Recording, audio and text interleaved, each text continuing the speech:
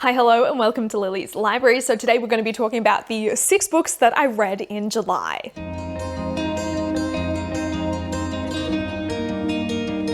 But I read a decent stack of books here. I do only have 4 of them because 2 of them I read digitally, but I started 2 series and also completed 2 series. So we're going to go through all of them and talk about them in the order in which I read them. So first off in the month, I read a novella. This was one I actually started in June and probably could have finished in June. I was just really struggling with it for some reason, and that one is First Tilt. This is by Lucien Burr.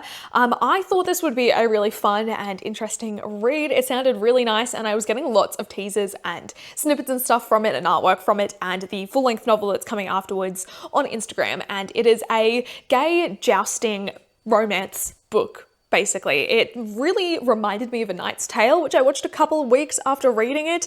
I could definitely see a lot of similarities, especially between some of the characters, so I found that to be interesting. But in this we follow someone who is entering this jousting competition as an unnamed knight. Basically, he's got no one that is there as his patron and stuff, and it's kind of him entering it. And we kind of follow this competition that brews between him and another one of the knights who are competing, who has been trying to win for ages and has been working his way up through these levels, and suddenly this other guy comes in and kind of outs him almost immediately, and we kind of follow that dynamic, which I do enjoy when they are sort of rivals. I just wish this had been longer. I think it's a fine novella to kind of set up this world and what we're expecting, but I just wanted a lot more from it in both the sense of the jousting elements we got as well as the romance elements we got. It just kind of felt a little bit rushed, which I feel like novellas can be pretty difficult to nail, especially to begin a series. I think maybe a better starting point for this would be just going into the first book completely, and maybe if you wanted a little bit bonus thing, maybe then read First Tilt, or maybe First Tilt would be better as a prologue in the actual full-length novel. But I thought this was still very solid. After that, I finished reading Heartstopper, so volume 6 finally came out and released, and I really enjoyed this. I rated it 5 stars. I thought it was just really fun and a really good and sweet conclusion to this series. This series has been such a big part of my life over the last couple of years, and it's something I really wish was a bigger thing, and I think when I was a teenager, I think it will really help so many young people nowadays. It's just a really sweet and interesting story. I love the discussions around relationships in this one specifically, and whether teenage relationships really can last forever or not. And I loved seeing these characters heal and grow, especially the focus we got on Nick.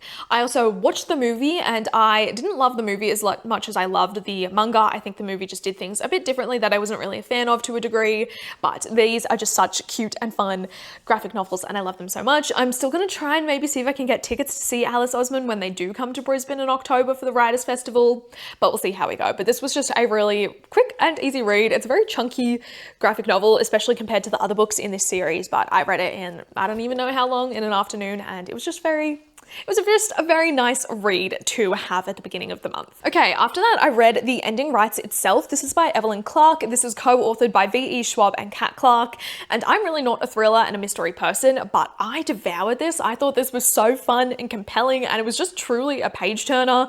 I really didn't know where the twists and turns were gonna go and who was gonna be the killer in the end, and I just found it to be so fun and entertaining. This also sent me on a massive horror kick, and it's kind of still going at the moment, but it definitely made me like derailed my TBR and made me move on to other things completely. But this was really, really good and really fun. It was just shy of 5 stars for me. I don't know what would have made it 5 stars. I think it's just that I'm not super into the genre to begin with, but I thought it was very fun. This follows 6 different authors who were sent to this reclusive island that is owned by this renowned author who died before he could finish the last book in his last series. So all these authors have been tasked with writing the perfect ending to that book, but writing the ending means that they might get killed, and we kind of follow them as they start getting killed off, and we navigate them in all the genres that they write, because these 6 authors all write in very different genres to try and see a unexpected ending of this book. So we've got a romance writer, a sci-fi, a fantasy, a horror, we've got a crime one as well, and it's just so interesting seeing these different stereotypes of these authors and seeing them all interact and try to piece everything together. A lot of the deaths were very unexpected, especially the first one. I thought I kind of knew who would die when based on how the characters were being set up, but the book really changed that. And the horror writer in this really made me want to pick up a lot more horror.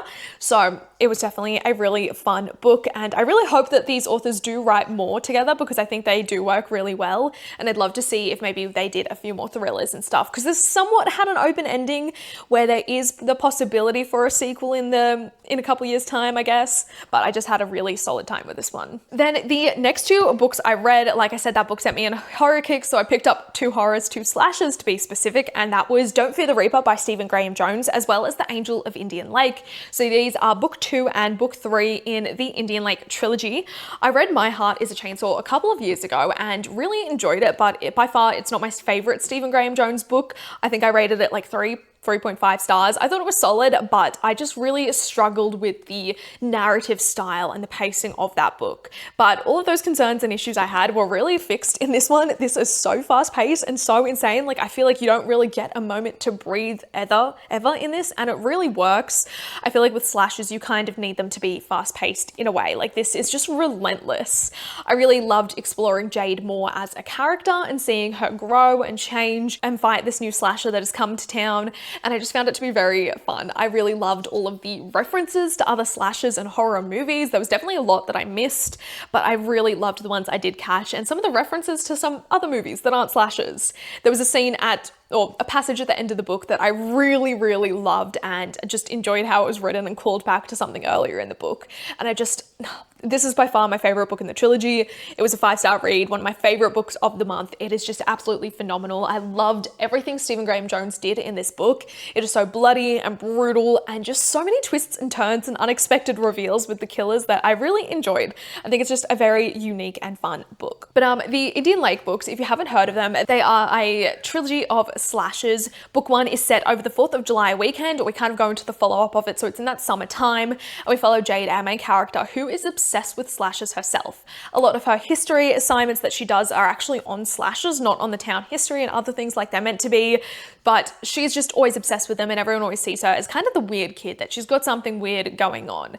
And one day she realizes that there is a slasher in town and people are going to start dying, and she starts trying to warn people and trying to find the final girl to save everyone, but no one is believing her. And it kind of quickly turns from there. It kind of does drag on a little bit at the start. It is a very slow pace, but once you get to a certain point, it is just non-stop. It is a really incredible and unique book. It kind of takes a lot of what we know on about slashers and twists it and kind of manipulates it and plays around with the tropes, but I did really enjoy this one, and all of these books are incredible. So then after Don't Fear the Reaper, I immediately started The Angel of Indian Lake, and I really enjoyed this one as well. I think this was just shy of 5 stars.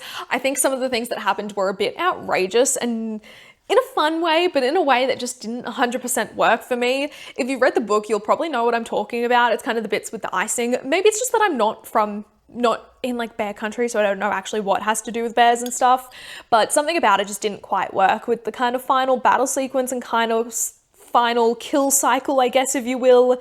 But I did really enjoy this one. Again, like, I really loved Jade and her character and seeing her grow and change and seeing everything that happened. This was really, really sad as well. Like, all of these books have been sad in their own way, but there was one bit that was really unexpected and not at all what I had wanted or hoped would happen, and it was just a lot. I just really enjoy this trilogy. One thing I actually forgot to mention with this book as well, I spoke about a scene and a passage at the end that I really loved, but there is one in the middle of the book as well where one of our characters, I'm not going to say who, but one of our characters, they pull a knife from their back, I think it is. They reach over and pull a knife out and fully scream and unhinge their jaw at the slasher that is coming at them. And I just loved this, like, the picture that scene painted. It was so good. I would die if these books were made into a movie or a TV show. I just love them so much, and it just really put me in more of a horror and a slasher kick, and something that I'm hoping to continue soon. I definitely have continued it with some things I've been watching, because after reading these books, I immediately went and rewatched Scream with my partner, and I'm slowly making a list of all of the books of all of the horror movies and slashers that have been referenced in these books that I want to watch. So we're going to see how we go. There's a couple that have been referenced that I have watched in previous years that I'd like to rewatch, and yeah, we'll see how we go from there. Then the final book of the month I read was Fool's Assassin by Robin Hobb. This is book 1 in the Fitz and the Fool trilogy. This is originally one I was going to split across July and August, but I was making really good progress, specifically towards the end of the month, and I really wanted to try and finish it before I went on holiday, and I ended up listening to the audiobook on the drive to the airport and finished it, and it was just so shocking, the ending. It was insane, but I absolutely loved this. This was another 5-star read. I think this or Don't Fear the Reaper are my favorite books. I did originally write this one on my little tracker that I'm doing, but I might change it, I don't know. But it's really hard to kind of talk about this book without spoiling anything that's previously happened in the realm of the Elderlings. But what I will tell you about this is that we follow Fitz and the Fool decades after they last parted and their last meeting as they're kind of navigating these new parts of their lives. This book specifically follows Fitz as most of his books do, and we don't really get the Fool until towards the end, I'd say, like within the last couple hundred pages, I think, or ish of that. And it was just very interesting seeing this new part and era of Fitz's life and him navigating his newfound freedom in a way and kind of escaping from all the court politics that have plagued his life. So it's very interesting seeing that and kind of seeing them creep back in and everything that happened and how he dealt with them. He's definitely come a long way from previous books, but he definitely still has his times where he is just a bit dense and stubborn, but it's okay. I love him still, but it's a very interesting read. I did have a really good time with it. There was a couple unexpectedly sad moments that I really didn't think would happen, and some very tense things as well. Like I said, that last bit I listened to on audio was just so shocking in a way. I did not expect anything to happen. I knew obviously it would end up, I guess, in a way with everyone going back to Buckkeep or being forced back to Buckkeep for longer. So it kind of seems like that's where we left off, but I just really enjoyed this one. If you've been wanting to read this trilogy as well and have only got it left, I'm actually reading this on Fable with my book club. So you still have until the end of August to read this one. And then we're doing 2 months per book of the rest of the trilogy. But this was just absolutely phenomenal and so good. And it's just such a great stepping stone into the rest of this trilogy. It makes me really nervous and intrigued about what's going to happen, especially with those final bits and everything that did happen in the end. It is just so intriguing and interesting, and I'm just very nervous about where it's going to go. But these are all of the books that I read in July. It was a really solid reading month. I started off with kind of one that I was a bit disappointed by, but throughout the rest of the month, everything was above 4 stars, which I think is absolutely phenomenal, and I love when that happens. I feel like I've been having a really good reading year. I haven't really had any standout books that I hate because I have been trying to focus on my physical TBR, even though that's not going too well, but yeah, it was just a really solid reading month and I really enjoyed all of these.